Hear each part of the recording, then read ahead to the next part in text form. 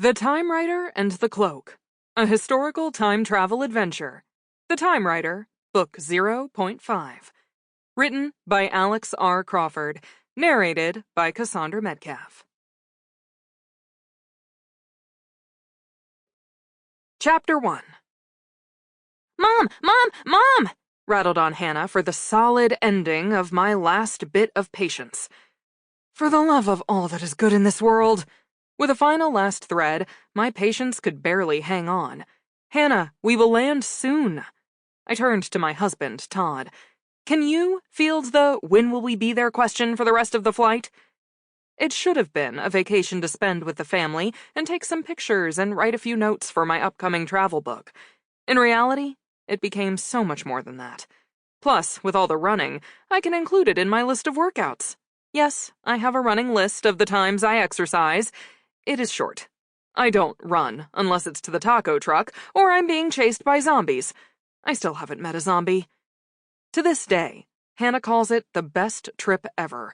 She is a bigger fan of the trotting from one location to another and the last-minute change of plans than I am. We had planned to make this our last big trip before moving back to the States and into the Washington, D.C. area.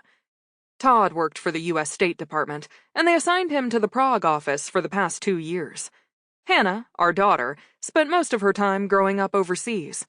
2 years in one country, 2 years in another, and at 10 years old, the upcoming move would be her first time living in the United States since she was a baby. As the plane approached the Edinburgh airport, butterflies danced around my stomach. We began the descent through the thick layer of clouds.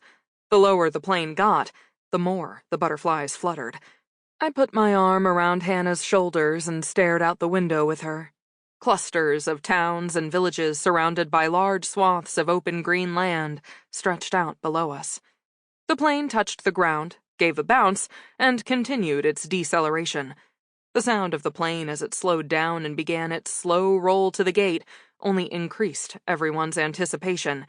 People stirred about the cabin, ready to launch out the door as soon as it opened. You would think they had not flown on a plane before. Calm down, people. Everyone will get off the plane, but all the crowding in the aisle would only slow everyone down. Remain calm, Murray. You have plenty of time. I've got the entire trip planned, I said as we walked up the boarding bridge on our way to collect our luggage and head to Customs and Border Protection. Living in Europe was an absolute dream for us, but the end was near. So near, in fact, after our brief visit to Scotland, we were to jump on a flight to Washington, D.C. Of course you do, Mel. Todd walked hand in hand with Hannah. Sample complete. Ready to continue?